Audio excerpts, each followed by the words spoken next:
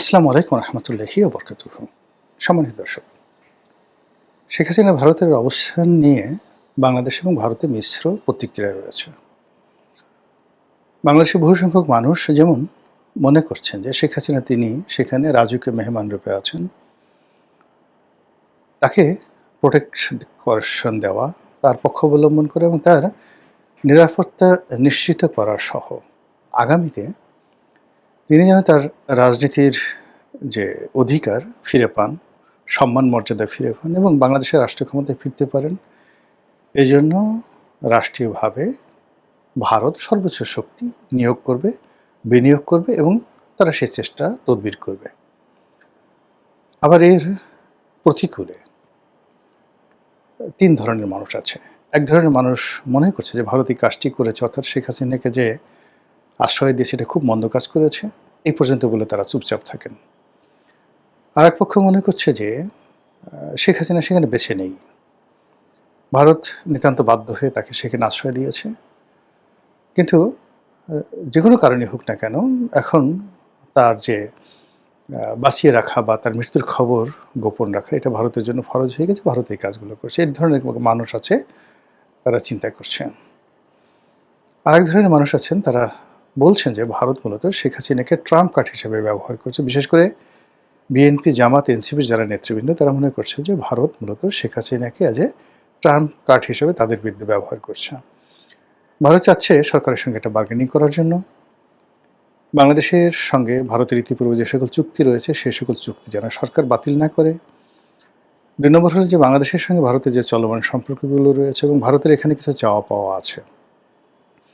বিশেষ করে জঙ্গিবাদ, তারপর এখানে বাংলাদেশে চীনের উপস্থিতি এবং আধিপত্যবাদ, চীনের বিনিয়োগ এবং একই সঙ্গে ভারতের সঙ্গে যে সকল করিডোর রয়েছে এবং ভারতের যে সকল বিদ্রোহী গ্রুপ রয়েছে সেই বিদ্রোহী গ্রুপগুলোকে যেন বাংলাদেশের মাটি থেকে প্রমোট করা না হয়, এ ব্যাপারে ভারত বাংলাদেশের পক্ষ থেকে একটা স্ট্রং সাপোর্ট তারা চাচ্ছে, যে সাপোর্টটি একসেটিভাবে তারা ২০০৯ থেকে একেবারে ২০২৪ পর্যন্ত চোখ বুজে তারা এটা পেয়েছিল, আদায় করেছিল শেখ হাসিনার মাধ্যমে। কাজেই শেখ হাসিনাকে ব্যবহার করে মূলত ভারত এই বার্গেনিংটা করছে।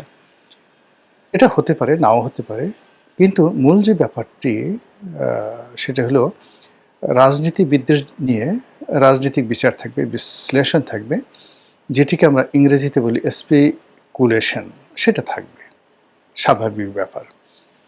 কিন্তু সমাজের যারা বুদ্ধিজীবী তারা যদি ইন্টেলেকচুয়ালি করাপ্টেড হয়ে যায়, তারপরে রাষ্ট্রের চতুর্থ স্তম্ভ বলে বিবেচিত সংবাদপত্রগুলো যখন কোনো একটি সংবাদকে ধামাচাপা দেয় এবং নতুন একটি সংবাদ তৈরি করে, তখন সেটি পুরো রাষ্ট্র ব্যবস্থাকে, রাষ্ট্রের বিধি ব্যবস্থাকে, রাষ্ট্রের স্বাধীনতা এবং সার্বভৌমত্বকে হুমকির মুখে ফেলে দেয়। শেখ হাসিনার পতনের যে সকল মূল কারণ ছিল, যেগুলো ধীরে ধীরে ধীরে ধীরে ধীরে তাকে পতনের দিকে নিয়ে গেছে, এই কাজটি শুরু করেছিল সাংবাদিকরা। তার পক্ষে নানা রকম ন্যারেটিভ তৈরি করত, তাকে জ্ঞানী, মহাজ্ঞানী, পৃথিবীর শ্রেষ্ঠ, সৎ, সবচেয়ে বেশি পরিশ্রমী, নানা রকম উপাধি, মানে এক সপ্তাহ পর পর নিত্য নতুন উপাধি সাংবাদিকরা তাকে না দেওয়া পর্যন্ত তাদের ঘুম হারাম হয়ে যেত। অধিকন্তু যখন তিনি সংবাদ সম্মেলন করতেন, ওটা তার একটা মানসিক রোগে পরিণত হয়েছিল। সাংবাদিকরা সেখানে যেতেন, প্রশংসাসূচক বক্তব্য দিতেন, ৩ ঘন্টা ৪ ঘন্টা, সেখানে একটা it's a relaxation, just like a cinema. এরকম একটা ঘটনা গণভবনে ঘটত এবং এই ঘটনার ফলে ধীরে ধীরে ধীরে ধীরে তিনি সত্য থেকে বিচ্যুত হয়ে যান। তার যে সকল নেতাকর্মীরা তার সামনে গিয়ে সত্য উচ্চারণ করতেন, তাদেরকে তিনি শত্রু ভাবতে শুরু করেন এবং অনেকের জন্য গণভবনের দরজা বন্ধ হয়ে যায়। এরপর দ্বিতীয় স্তরে তার নেতাকর্মী, তার মন্ত্রী, তার এমপি, যাদের সঙ্গে তিনি নিয়মিত যোগাযোগ করতেন এবং সকলের আপা হিসেবে, বোন হিসেবে তিনি যে শ্রদ্ধার আসনটিতে ছিলেন, সেই জায়গা থেকে তিনি হয়ে গেলেন আমলাতন্ত্রের স্যার।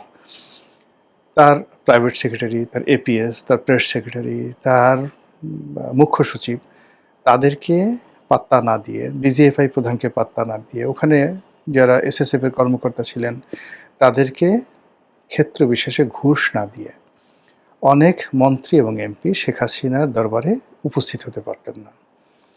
এবং শেষ দিকে দেখা গেল যে বেশিরভাগ মানুষ ওনার দলের একান্ত আপনজন দোয়া, কুনুত, আয়াতুল কুরসি ইত্যাদি পড়ে বুকে ফু দিয়ে শেখ হাসিনার সামনে যেতেন। এর কারণ হলো যে কোনো কারণেই হোক তার মধ্যে একটা ভাব জন্ম নিয়েছিল যে তিনি সবাইকে দয়া করছেন। তার সাহায্য নিয়ে তার দলের সব লোক বেঁচে আছে। তিনি বাংলাদেশের জন্য অপরিহার্য। তিনি যদি কারো উপর থেকে দয়া উঠিয়ে নেন, মুহূর্তের মধ্যে সেই লোকটি যাকে বলা হয় শেষ হয়ে যাবে। এরপরের বক্তব্যটা হলো তার দলের বেশিরভাগ লোক নয়, সব লোক চোর এক্সেপ্ট সে। তিনি বলেছিলেন যে একমাত্র আমি ছাড়া এই দলের মধ্যে অন্য কেউ মানে বিশ্বাসযোগ্য বা সৎ নেই। তো এই যে তার যে বক্তব্য, এই বক্তব্যের ফলে কি হলো, পুরো দলটিকে তিনি চোর বানিয়ে দিয়েছিলেন। এখন এই কথা তিনি কেন বলেছেন, কিভাবে বলেছেন সেটা পরবর্তী ব্যাপার। কিন্তু এইভাবে যে এই যে দূরত্ব তার তৈরি হয়ে গেল নেতা এবং কর্মীর সঙ্গে, একেবারে শেষ সময়টা পর্যন্ত ইট ওয়াজ ফরমাল। এবং আজকের দিনে যে ঘটনাগুলো ঘটছে দিল্লিতে, কলকাতাতে, সব জায়গাতে, এটারই ধারাবাহিকতা। এখন যারা কাজকর্ম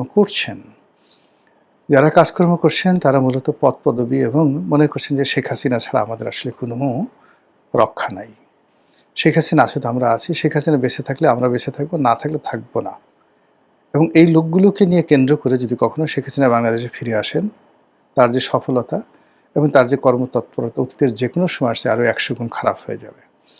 অন্যদিকে এই বাংলাদেশে যারা আছেন তারা প্রায় সবাই মোরাল ক্যারেজ হারিয়ে ফেলেছেন। সামনে এসে আমি আওয়ামী লীগ করি এই কথা বলে 32 নম্বরে গিয়ে সামনে দাঁড়াবে, বঙ্গবন্ধু এভিনিউতে দাঁড়াবে, এমন কোনো মানে শক্তি বাংলাদেশে নেই। No leaders, no workers.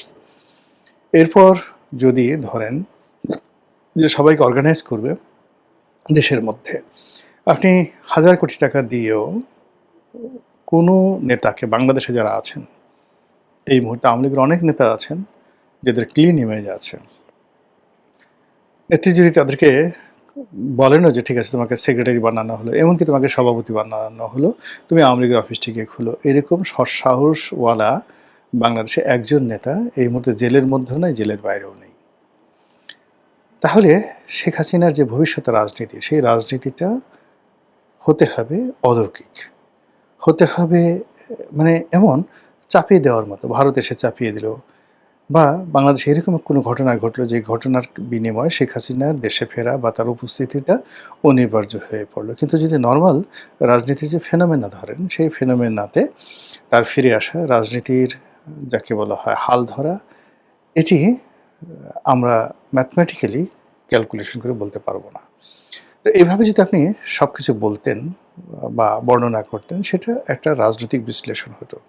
কিন্তু বাংলাদেশের কিছু পত্রিকা এবং ভারতের মোদি বিরোধী, বিজেপি বিরোধী কিছু পত্রিকায় যেভাবে শেখ হাসিনাকে নিয়ে নির্মম এবং নিষ্ঠুর তুচ্ছ এবং তাচ্ছিল্য করছেন, যেভাবে তার সম্পর্কে মিথ্যা তথ্য ছড়াচ্ছেন এবং তাকে হেয় করতে গিয়ে মূলত অপতথ্য যেভাবে সামনে নিয়ে এসেছেন, এতে করে ভারত সরকার শেখ হাসিনার প্রতি তাদের যে সমর্থন, সেই সমর্থনটা আরও রেজিমেন্টাল হয়ে যাচ্ছে।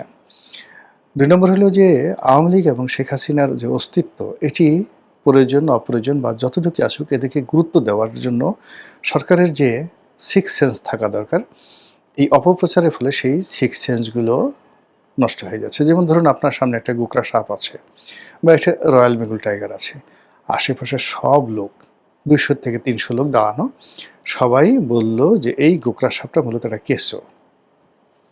আপনার দৃষ্টি ভ্রম হয়েছে, আপনি ভুল দেখছেন। আর এই যে বাঘটা দেখছেন, এটা আসলে বাঘ না, এটা একটা মেছো বাঘ বা একটা বিড়াল। এভাবে 200-300 লোক যদি বারবার বলতে থাকে, একটা সময় আপনি বিভ্রান্ত হয়ে যাবেন এবং আপনার কাছে মনে হবে আসলে ওটা কেঁচো বা আসলে ওটা মেছো বাঘ বা একটা বিড়াল।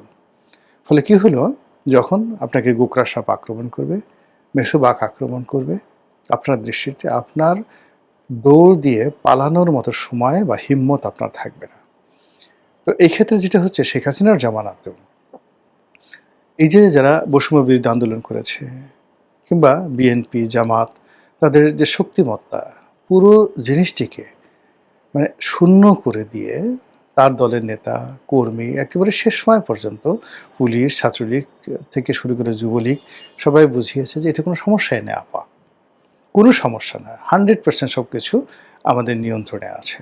এমনকি যখন তাকে হেলিকপ্টারে উঠিয়ে দেওয়া হয়েছে, তখন হয়তো বলা হয়েছে বিভিন্ন জায়গা থেকে, আপনি জাস্ট ২৪ ঘন্টার মধ্যে আপনি ফিরে আসবেন। আমরা জাস্ট পরিস্থিতি সামাল দিয়ে ২৪ ঘন্টা পরে আপনাকে আবার নিয়ে আসছি।